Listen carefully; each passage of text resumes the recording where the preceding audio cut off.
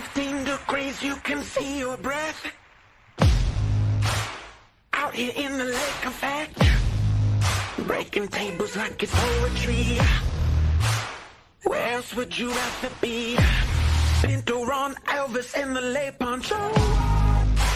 The members that you need to know. 'Cause once you out here, now your family. Where else would you rather be? Where else would you rather be? Welcome into the Nickel City Crew. I am your host, Rob Crippen. Please like us on Facebook and follow us on Instagram and Twitter at Nickel City Crew. This episode, along with all of our episodes, are presented by Crippen Legacy Entertainment here on Spreaker and StreamYard. We're so glad that you're joining us for some of your Buffalo Bills and NFL content again today. And as always, these are my Bills thoughts said out loud. It's a vibe so ridiculous. Since 12 plus 83 was 6. The shout rocking like a symphony. Where else would you rather be? All right, let's get straight to it. Really excited about tonight's episode. It's funny because I was talking pre-show with my co-host and just looking at the season and the ups and the downs, and I've talked about it before, but I did not expect this. Around mid-season, sitting there at 6-6, wonder what the hell's going on with our team. And it seems like that Denver game really was like the turning point for the season. Obviously, 12 men on the field, and Dorsey pays for it with his job. And then all of a sudden, things starting to look a little bit different, especially on the offensive side of the football. Joining me tonight, riding shotgun, as always, my co-host, Adam Dump Truck Rupsick. Check him out on Instagram at Adam Rupsick, RUPCZYK. DT, holla at the crew, man. We're going to release this tonight for our faithful listeners. It's a little late night edition with the crew, and I'm down for it. And I'm really ready to get going, man. I cannot wait for Saturday to come because the Christmas season is in the air, and it looks like we got maybe another extra gift right under our tree, courtesy of the Buffalo Bills, and that'd be really sweet. I like that. Happy holidays, Nickel City Crew. Click, clack, we back. Let's go, Rob. We're in some motion now, my man. We're in some motion now. We're looking good. We're looking good.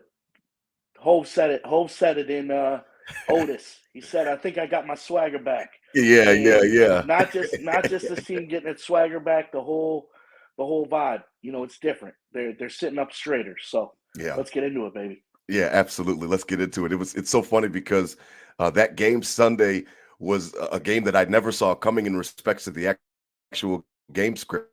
Not anything that I ever would have imagined. Bills go out and take care of the Dallas Cowboys at home in handily fashion, 31-10. It really was 31-3. That garbage time touchdown by CeeDee Lamb at the end of the game really doesn't give the defense true justice on that one. And we'll talk about the defense later on. But we got to stick to the offense to start, DT. That game script, I'd never, ever, ever would have saw that coming. 49 run plays called by Joe Brady to just 15 passing plays. Josh Allen finishes the day 7-15 for just 94 yards. If you tell that to a Buffalo Bills fan, Bills Mafia member ahead of the game, you probably would have said, how bad would the Bills have lost that game? 7-15 for 94 yards. And really, it just doesn't do it justice, DT. Joe Brady called a great game. It was like Novocaine. He just kept going back to it. It was maybe 4 or 5 different run plays or just different schemes, pulling the tackles with Spencer Brown and Deion Dawkins out on the edge. Obviously, Deion got a lot of publicity for that big downfield run block that he had for James Cook before he almost got into the end zone. It was a crazy game script, DT, and it was something I didn't see coming. But I mean, it's kind of like in Madden. If I find a weakness, if I'm playing the Kings of Madden, I find a weakness, I'm just going to keep pushing that button and keep pushing that button. And that just seems to be like what it was for Joe Brady, because he did not let off the gas. They were playing a lot of light boxes. Dallas was with those, dime package, and they've got, some linebackers that are a little bit light in the ass. And he abused them, man. I mean, he straight abused them time and time again. 49 run plays. It was ridiculous, DT. I've never seen anything like that. And that's all we heard going in was Dallas defense, these D-backs. Gilmore's playing like he's not old, and this other dude's got 100 sixes, and even though they don't got Diggs, they're still nasty back there. And 94 yards from Josh Allen, and we murder him. That is, That's something right there, right? So it's like a saloon door in the old Western times, Rob. He just blew the saloon doors open. Like every hole was wide open. Like James Cook is elusive and great, but those holes were wide open. Credit to the O line in this Yeah, one, Rob. We've been critical of them. I've been the most critical of them. I yeah. mean, I think they stink. I think they stink. And I like Sunday they put their head down and blew them open. They blew the doors right open, and James Cook had some nice passes in there right in the middle, with easy holes. Nobody touching him to the second level. And Yeah, man. he's quick, he's elusive. We love Jimmy. Let's go, baby. So locking in 94 yards. The talk before the game, Josh Allen, if they beat the Cowboys, he's back in the MVP race. He's back in the MVP running. He has 94 yards, Rob, and everyone's like, oh, well, damn, the Bills blew him out. Josh Allen didn't have 300. It didn't matter. So it's a beautiful thing, and Yeah. we're clicking. Like I said, swagger's back, man. Yeah, I mean, the swagger is back. It's funny because, when you get a game script like that, I've heard it a lot on WGR throughout the weekend, and credit does go to Joe Brady for not getting, quote unquote, bored with the game plan. I mean, sometimes it's not sexy or anything like that, but, at this late in the year, you just got to go ahead and get the wins. And it was funny because he kept calling the run plays, and what it allowed us to do, to be honest, is by the fourth quarter, 12 minutes left in the fourth quarter, they're pulling Josh Allen. They're getting some extra rest for the guys, playing out on a short week coming up this week on Saturday. So it was kind of a two-edged sword where they just literally stuck to what was working. And then in the end, it actually was beneficial to the entire team because of the fact that they were able to pull some of the starters out. A second bye week. Yeah. Yeah. They get a second bye week. Josh Allen had a practice Sunday. Sunday. Yeah. Like It was scored a definitely a touchdown. That was practice. the only time he got hit, and a few handoffs, a few passes, and boom, here we go. 31-3, like you said, 31-10, but really 31-3. Like it was the second bye week for the boys. I love it. I love it. And how about James Cook, DT? I kind of want to, pat myself on the back because last week I kind of saw this dude coming. And that's why I named the episode the way that I did tonight, because the fact that I kind of saw him coming. It was just something about Joe Brady, the way that he was dialing up these plays. It seemed like he was more willing to get him, at least more featured in the run game along with some of the passing game. And he's showing to be up for it all. I mean, that pass that he caught in the end zone, I mean, he just plucked that thing out of the air. He looked like a wide receiver on that one. And it was a beautiful pluck out of the air. And I love his explosiveness. I think that's one of the main things that I love. I know you love Jimmy Cook and you've talked about him, you've been on his bandwagon, but I kind of saw him coming and I kind of saw his ascent coming because of the fact that it just seemed like Joe Brady's willing to call different plays that maybe, quite frankly, Ken Dorsey was not willing to call. And he's putting faith in this kid and he's putting a lot on his plate, but it seems like it's not too much for him. I mean, this guy was electric on Sunday. I mean, 179 yards on the ground, another 42 in the air, touchdowns on each rushing and receiving. He was really just locked in and really made the offensive coordinator look great because he was the focal point of this offense on Sunday. And it just, he didn't make him look bad for it.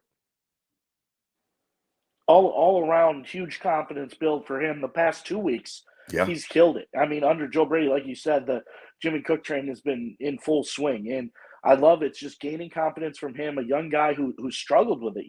His first play from scrimmage is a fumble, Rob, and McDermott benches him. And then the fumble in the fumble in Denver, and he benches him again. So this kid is the confidence it's been tough. He climbs and he gets knocked down, climbs and gets knocked down, and this might be his actual breakthrough that like we said, we've been talking about.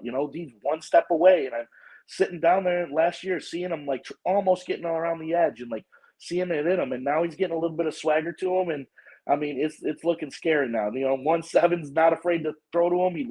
He loves this easy train now, but watch out, he's a sleeping giant back there. But let's go. I love every minute of it. So credit to Joe Brady. Credit again to the offensive line.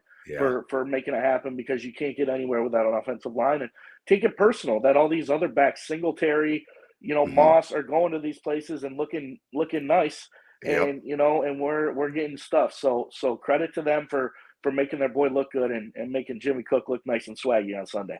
Yeah, definitely. He averaged 4 yards before even being contacted on Sunday, which is just a ridiculous stat. Over 200 yards from scrimmage. Obviously, as I just said, it looks like I said he'll be a focal point going forward for the offense. Now, again, you talked about a sleepy giant. Josh Allen didn't have to do much on this week, but we know that we're going to need him. Every game script is not going to run like that. Obviously, again, Dallas played a lot of light boxes.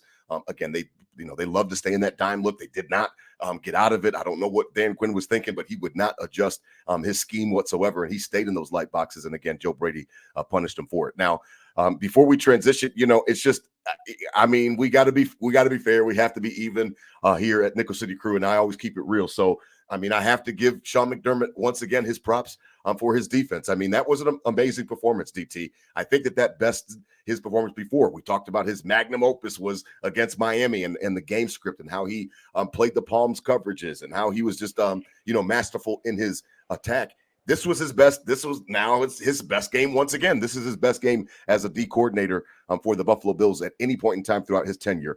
He called up a masterful game. I never would have thought that they were able to hold down, Dak Prescott in that high-flying offense. It wasn't too cold. You talked about that.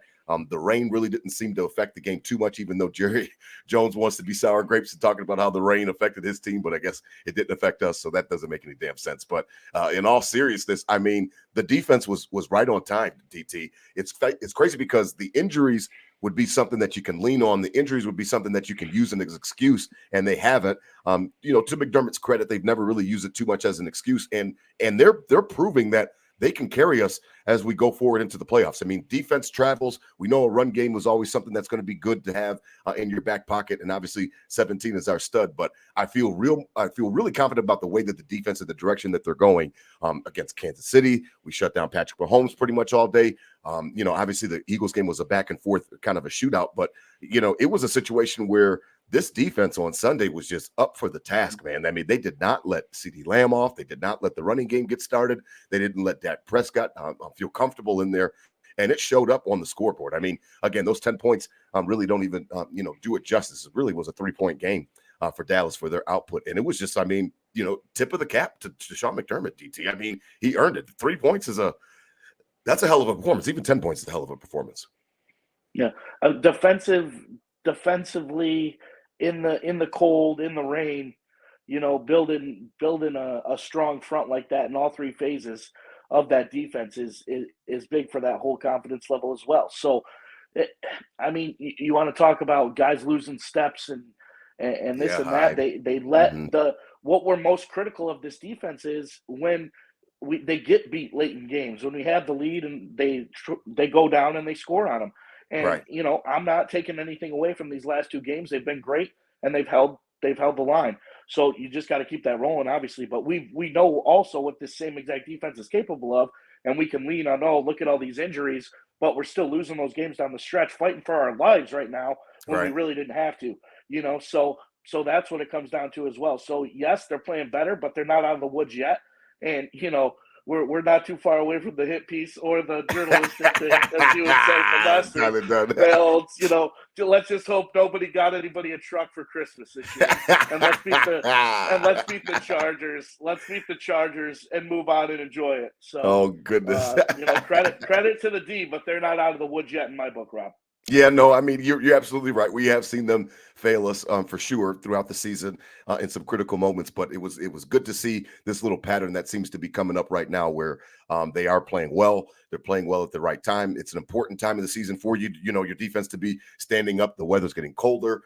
So you know that you're going to have to kind of bow up and stand up. And I like how you said earlier that they're sitting up straight. The entire team is sitting up straight. And I think that there's a possibility that, for the entire team, definitely for the offense as well, that Dorsey's firing might be a catalyst. It might be a turning point for the entire season. What I mean by that is that, you guys look around and you're like, oh shit, like we're getting guys fired. Like, you know what I mean? Like we like Dorsey, or whatever the case may be. We might want to get our shit together because of the fact that, it could be us next time, you know what I mean? Or it could be our playoff chances next time. So it seems like everybody just kind of stood up in their seat and everybody's kind of paying attention and a little bit more focus, I think, is the best way to put it for the entire team, from offense on down. It seems like everybody's just a little bit more focused on their execution, a little bit more focused on their assignments and making sure that they don't screw up, because this is not the time of the year for you to be screwing up. We don't really have much margin for error. We'll get into that.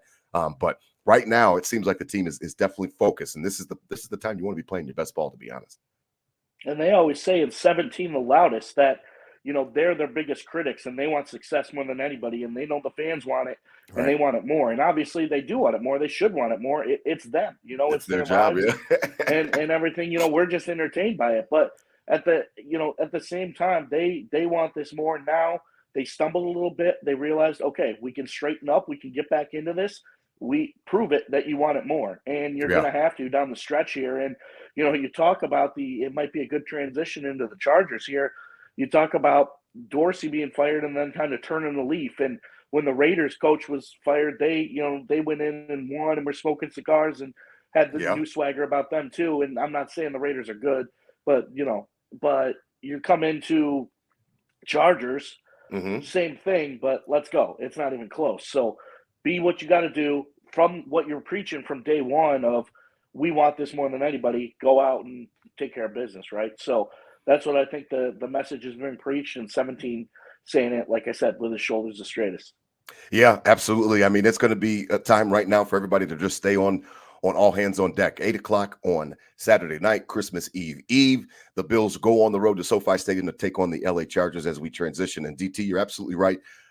Brandon Staley out as the coach for the LA Chargers after that embarrassing 63-21 loss against the Raiders. It was an unreal performance. I could not believe what I was watching in respects to the game. 42-0 at half. I had it on for a minute, and I had put the Kings to bed, and I told Nate, I just yelled up to Nate. I was like, Nate, they're up 42-0 at half. He's like, oh my God. I was like, and Bobby was like, really? 42-0? Well, it seemed like after that game, I knew that something was coming. It felt like there's no way that owner could be feeling great about Brandon Staley afterwards. And they asked Brandon Staley if you're going to be the coach. And he's like, I don't know. And I'm like, man, you are not instilling confidence. Even if you're trying to talk to your owner right now, you want to be, like you said, standing back straight, say it with your chest. And I believe I deserve to be the coach. And he seemed like he knew that he was on his way out. And it was a situation where, sometimes they do get that coaching firing bump. I don't know if that applies here, DT. It looks like looks like the Chargers could be checking out. They could be getting ready for their vacation plans in Cancun and stuff like that, because the way that they got manhandled against the Raiders, who were starting a rookie quarterback, Aiden O'Connell, it just doesn't add up to me to be a team that seems to be fighting right now. They've got a lot of players on that team with a lot of cachet. I know Bosa's out, but they've got Khalil Mack, UB product. They've got a bunch of other guys, big names, and Keenan Allen is kind of banged up. I just don't know if these guys are going to be ready to play Easton Stick, your quarterback, it seems like, on Saturday night. So I understand that we have to have all hands on deck and we have to be ready for anything, especially with that little firing, bump. But I honestly, DT, I'm not too concerned about it. The way that the Chargers looked on last Thursday just made me think that they've kind of packed it in. Yeah, I mean, one of the worst teams, granted, they've had some good games, but the Raiders blow them out, by the worst, almost put up a Dolphins 70 spot. Yeah, sure did. Shout out, Lubai, where you at? Broncos 70. So, they almost put up a 70 spot on this squad, and they can't have any confidence. So, like you said, their only confidence is, the new coaching bump and play for him or whatever. But you got to be focused in a buzzsaw. This can't be a distraction. This is what, you let stuff like this stumble you up in the early part of the season, and you all regretted that, how dark that got for a few weeks. So, straighten up like we're talking about and go slap these dudes around and get back and open your gifts. Yeah, I mean, if you get on them pretty quickly, I think that there's a chance that these guys could be headed for the locker rooms mentally, and it could be a situation where they really don't want too much of this game. I mean, I know that you play for pride. These are all professionals, and I understand that entire thing. And now they're talking about playing and auditioning for the new regime and stuff like that, not putting out bad tape, different things like that. But you can't put out much worse tape than you put out against the Raiders. So I just think that it's a situation where if Buffalo can jump on them early, you might get these guys disinterested. You might get them in a situation where they're ready to, like you said, get ready for Christmas plans, and they're thinking about vacation plans and different things like that with 3 weeks to go in this season. So it'll be interesting to see. But I think that the Bills can jump on them early, DT. I think that you can kind of take the life out of these guys because I don't think that they have much left. Now, as we transition, DT, it's funny because, the Bills, we've got a shot, DT. Like, this is a more than legit shot. And there's a legit shot that we have an opportunity to even snag this division as well with the way that the schedule is turning out. Now, it's funny because I never really thought midseason that the division would be anything that we wanted to even talk about anymore. I just wanted to get into the playoffs. But if you look at our schedule along with the Miami Dolphins, it's really right there for us. The Bills obviously need to win out. The Dolphins have the Cowboys at home. They go on the road to play the Ravens, and then obviously they finish with us at home. It's funny because we just need one more loss, DT, and it's for all the marbles. It's for the whole kit and caboodle, Week 18 down in South Beach. And it's something that I can't stop looking at when I look at the schedule, because if I need them to split out of their next two games, I think that it's totally feasible, DT. I do not think that this is something that is out of the realm of possibility. I know Dallas had a poor performance. They're going to be looking to bounce back. They don't want to lose their grip on the AFC, on the NFC East out there. They're battling with the Eagles, and then the Ravens. I mean, a lot of people think they're the best team in football, or at least them and the 49ers, and we'll get a chance to see them tangle in a couple weeks as well to kind of settle that. It'll be interesting to see, DT, because I think that the Dolphins can drop one of these next two games, and that makes everything live for Week 18 if the Bills take care of the business, obviously. They haven't beat a team over 500, Rob. I mean, I'm not saying they're frauds. I think they got weapons, and, as much as I hate to say that, they grinds my teeth, squish the fish, but they got weapons, but they've never beat anybody over 500. So going in, it's going to be a test. Like you said, Dallas is going to come ready to knock on them. Yeah. And the next week, the Ravens aren't resting people 2 weeks in advance. No. So they're going to be ready, keep them playing for the 1 seed, whatever. So 2 games you're going to have to go get. And then if you get through those and the Bills do what they should do, not getting ahead, but if they do what they should do, it's the showdown, baby. And what do you think? Nickel City down in South Beach? So I love it. Spontaneous trip. Let's go. Yeah, man, that For would the be division, crazy. Who knows? But Who knows? Yeah. I mean, we can only hope for that. Got to take care of what's in front of us, but it's super feasible, Rob. There's a lot of argues, pros and cons, that says they're losing one of these next 2.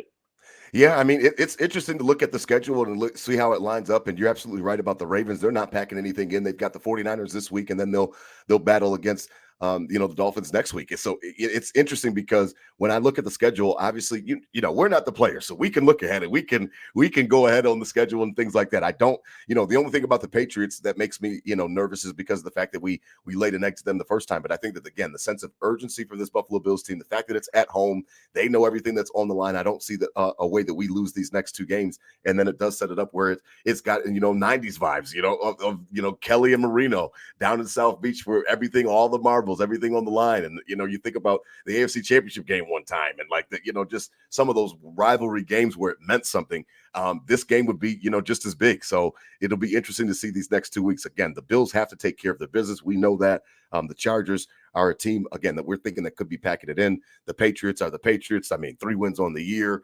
They're plucky, but they don't have anything for the Buffalo Bills, in my opinion. And if we could stay focused, I think that they can set up for Week 18 with all the marbles, and it will be a fun week to kind of stew over the possibilities for that one for sure. So we'll look at it, we'll see. But I mean, again, you're absolutely right. They do have to take care of business. The Bills have disappointed us this year a few times before with kind of looking ahead or at least playing with their food. They've been doing couple different things this year where it's been a little bit maddening. So I'll be looking for them to stay focused. I think that they are. I think that they know that the task ahead, and they've got a great opportunity. Now, even if the division is out of play, let's say Miami, wins those next 2 games and whatever the case may be. Break that down. I mean, we still could get in the playoffs. The playoff odds, sure, look good for us regardless if we win out. So if we win out, even if Miami does go ahead and wins out as well, or obviously not Week 18, but if they get a couple more wins and we don't get a chance to get the division, I don't think there's any team in the league that wants to play us in the AFC. I really don't.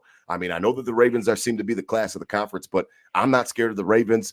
They've got a great team. I'll give them that, but I'm not scared of the Ravens. As I look at the standings, DT, I mean, you name me one AFC team that we can't beat, and that's from top to bottom, from the Ravens, the 2 seeds, the Dolphins. We know we can beat them. The Chiefs, we beat them. We know it.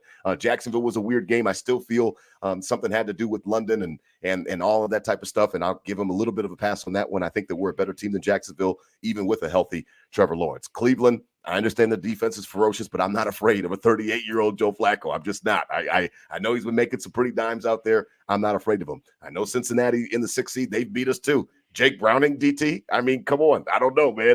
And then you've got the 7th seed. I know he's not bad. He's looking all right. But, I mean, and then the 7th seed is currently the Indianapolis Colts. Again, another team that's plucky, playing well. Gardner Minshew, their backup quarterback's been having a little bit of magic. They've got the same record as us. And then the final team that you really have to think about is Houston, which is directly in front of us. And they've got some quarterback injuries as well right now with C.J. Stroud and concussion protocol. So you look for all 8 teams that are ahead of the Bills, DT. I don't see one that I'm nervous or shaking in my boots about. I really don't. Hell no. I'm with you. I mean, granted, we could beat all those teams, and all those teams could beat us. Case in point, yes. Right? But yes. that's the kind of the beauty the beauty of the AFC this year, if you will. Like, Yeah. everyone's kind of having that down year, and it's like, oh, Buffalo, if they just wouldn't have had those falters, they would have been good. But that's every team in the AFC. That's the Chiefs. That's everybody. The Yep. Jaguars. The Browns with everything they got going on too. So it's everybody in the AFC and everybody. No, there's no quarterbacks left. So you would think like, oh man, if the Bills just did their thing, they'd be the easy 1 seed. But all these teams could have said that, right? So it's coming down to it. That's the beauty of the parity of the AFC, if you will. It's competitive, and that's what you're going to get. So we got to go earn it, though, Rob. We got to go earn it because we don't got those tiebreakers from those previous things. No, so let's go get those W's. No matter what, the division would be sweet, obviously. But you got to still get in the dance. You start to still get in the dance, and the home playoff game. One more Nickel City Crew tailgate. One more everything. So we need it. We need it. Let's go. Yeah, it would be nice to get the division. You're absolutely right. I do feel that there's something to be said about an underdog, and obviously it's a harder road. You got to go on the road. You got to win 3 games to get to the big dance. But it can be done. It has been done before out of the wild card position. And again, I think that other teams view us as a major threat. So that when the playoff draws come out at the end of the year, if we're able to sneak in, I think that anybody is going to be like shit. With the Bills are coming to town. I don't think that we're anybody's cupcake or anything like that. So and from looking at it from that perspective, I just think that the AFC is wide open. I'll be interested to watch Baltimore. I know a lot about Miami as well. I've been watching that little HBO Max little series on them, and I told you my guilty pleasure is Mike McDaniel. I do like him as a coach. How is it? I haven't watched it. It's been good. Real good. I mean, I like him. I like him. He's different. He's quirky. He's very smart. And he's offensive driven. So he's already got me intrigued because of that. And I love the way that he talks to his players. So because of that, I'll be paying a little bit more attention to Baltimore as we continue throughout the rest of the season. I'll be looking at them, watching them, because everybody, wants to tell you that they're the class of the conference. The record says as much, but I'll be interested in that game. I think they play on Christmas. They play on Christmas. The night game. Christmas so night. Yeah, so they play against the 49ers on Christmas night. So I'll be interested in the Ravens. I'll be watching them a little bit more. We love Lamar Jackson. I love him as a quarterback. I think he gets a bad rap when people say that he can't, throw the ball effectively out of the pocket, and obviously he's an electric runner. So I'll be paying attention to them since everybody wants to crown them. But I look around the conference, TT, and they're just not a team. I know that we've lost to some. You're just right. I mean, the Bengals beat us, and now they've got Browning. Yes, the Jags beat us, but I just don't fear any of these teams. I really don't. No, I mean, exactly. So don't let yourself get out of it and do something, do something uncharacteristic the next 2 weeks. Just go out and finish. And okay, it wasn't the storybook you had in the beginning of the season, but it's a way in. And at the end of the day, that's all you play for anyway. So let's go in and do what we got to do. Like I said, the pressure's on them the most out of anybody. They say it, they preach it. So go out and prove it and release the valve and get some games that you can handle down the stretch and see what you can do when you get in the dance. Yeah, it's all about getting into the dance. It's all about making yourself eligible. You can't win a Super Bowl if you don't qualify for the playoffs. And we always say that here at Nickel City Crew. So we want to qualify for the tournament. For 17 years. And then, For 17 years. You can't win a championship if you're not in the dance. Absolutely. As we begin to wrap up tonight, I enjoyed the game so much. And it was such a crazy, great game script, as I said before, and it was something that I was not expecting. The Nickel City Crew Tailgate Report tonight. Again, it's always presented by 26 Shirts here on Buffalo Fanbase, the Bills Mafia Podcast Network. Head on over to 26shirts.com for all your latest Buffalo Bills themed T-shirts. Again, they've got great concepts up there. All of the proceeds, or a portion of the proceeds, do go to great causes all of the time. So you're going to be helping out families in need throughout the community and throughout the area. So definitely go head over there and check out some of their new concepts. Now, DT, for this Nickel City Crew Tailgate Report, man, I mean, it was funny because the night before, Nate barely watches any games with his mother. So I was like, Nate, you watching the game with your mom around? And he must have thought that I had like 4 heads. And he's like, what? He's like, no. He's like, I'm watching the game with you. And I was like, okay, no problem. So Bobby had a birthday party that he was at. He didn't get back till around halftime. And me and Nate, man, we were just rocking like soldiers. That is my ride or die. And boy, it was just a fun game. I mean, we're yelling at the TV, we're slapping each other up. It was a lot of fun, man, to watch that game. Again, the game script was so weird, and because Josh was doing nothing, I never would have expected to be able to have that much enjoyment. But pounding Dallas never gets old to me. I love it. Again, those scars from Super Bowl 27 to 28 will never go away. But they I did put a little bit of ointment on them on Sunday night because it felt good to watch Dallas get their ass whooped. It felt great, man. So me and Nate were yelling at the TV. We're all over the house screaming, and we enjoyed it thoroughly, man. So that was my experience, man. We were right at the crib and enjoying the game.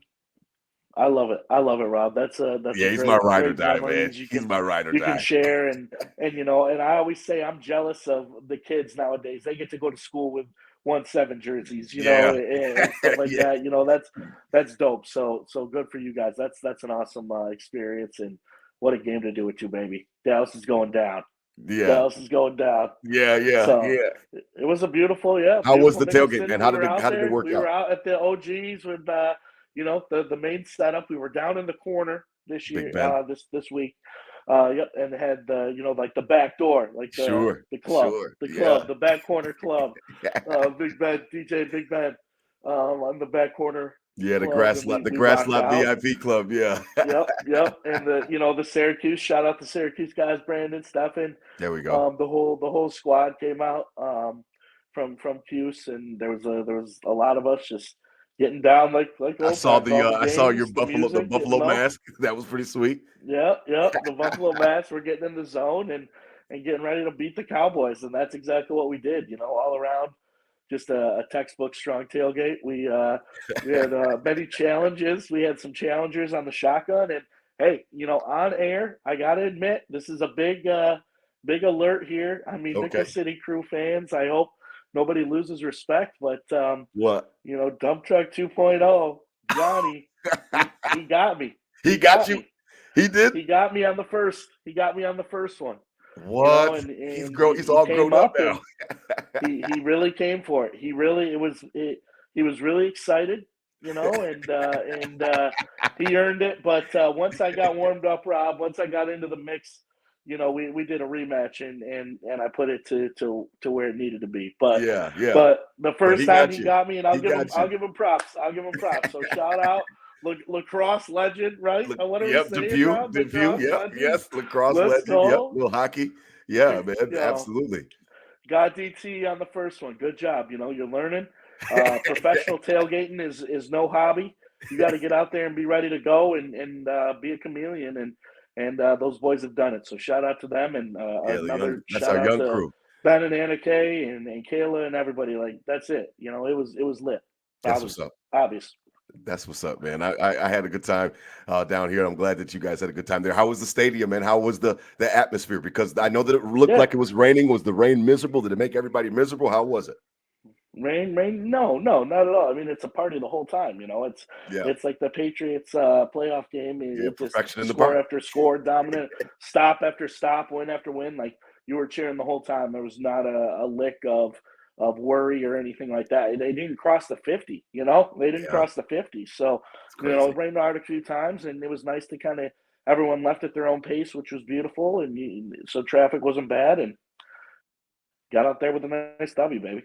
Okay, I just was hoping that everybody didn't get too soaked out there because I could see that the rain was coming down and I couldn't tell how heavy it was at sometimes throughout the game. So as long as everybody had their ponchos ready to go, then everybody seemed to be good to go, man. Now this week, DT, it's Christmas Eve, man. So Bobby and Nate are gone. They're in Buffalo to visit some relatives on their mother's side. They'll be back Sunday. So I'll just be here and maybe Quincy will hang out with me. So that'll be about it. I'll lay low. He already knows that it's the Chargers. He knows. He keeps asking about the Bills. He says if the Bills lose to the Chargers, he's going to be really mad. I said, don't even worry about it, son. I was taking him to go get a haircut today. I said, don't even worry about it, son. You don't have nothing to worry about. They're going to take care of him. So we'll probably watch it right here at the house and kind of lay low. I'll turn on again the Zuba lights on the house and have that all lit up and having it look nice out there. and nice and festive, nice and Bills festive for Saturday night. But I mean, it's Christmas Eve. I can't wait for the game. I've got to find somebody that's got a Peacock prescription. So a subscription, if you got one, I need to latch on. This is the first exclusive Peacock game, so I don't know about it. Hopefully I can get a free trial or something where I don't have to pay for anything long term. But I've got to be able to watch my boys play on Saturday. So Bills again, 8:00 Saturday under the lights. What are your plans, DT? I know again Christmas Eve. I mean, so it's a nice little setup, right?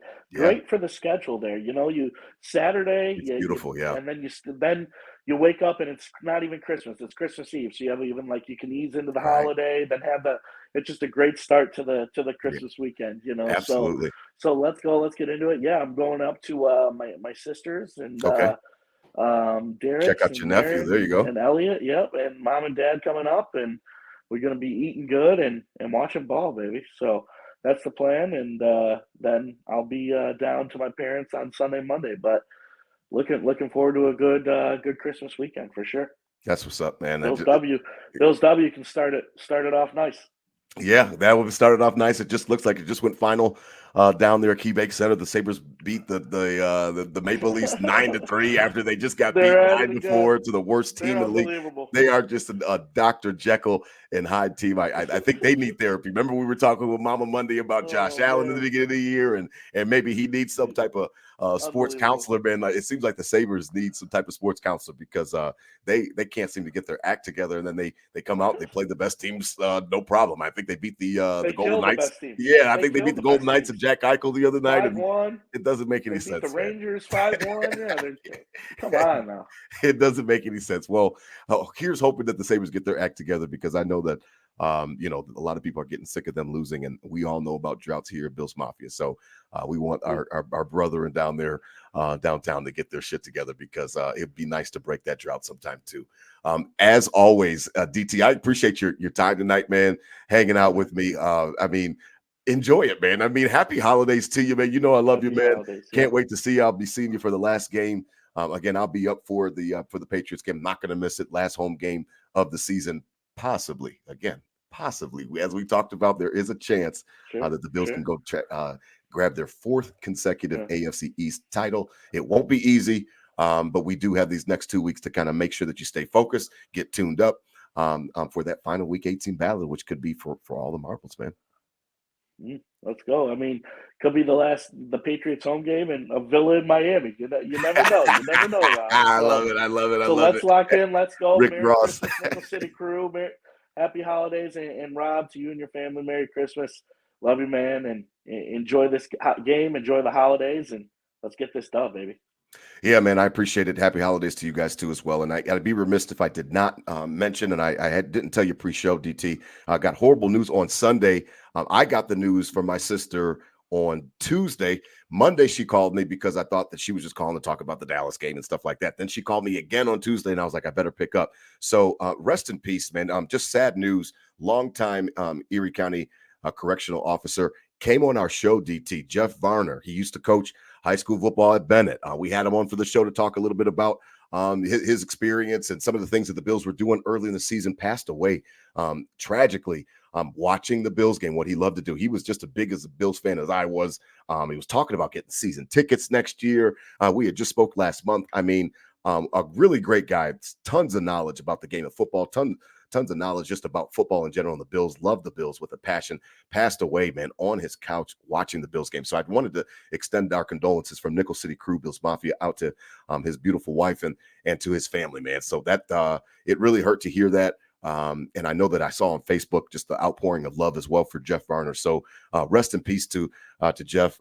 Just a great man. I met him last year in Detroit when I went to go see my sister and for Thanksgiving. We went to the game together, had a great time. And then I was like, man, I love talking shop with you, man. We got to have you on the show. And we did have him on the show thereafter. And it was really sad to hear that news. So just wanted to send our condolences out to the Varner family. And make sure that we remiss, man. So we did have him on the show. I think you remembered last year, DT, that we had him on, and I wanted to extend that out, man, for sure. So as always, man, spread love, not hate. These were my Bills thoughts said out loud. Hit them with a Go Bills, DT. I mean, it's time. It's rocking around the Christmas tree, man. Hit them with the Go Bills, man, for the holidays. Go Bills. Go Bills. 9-6. 9-6.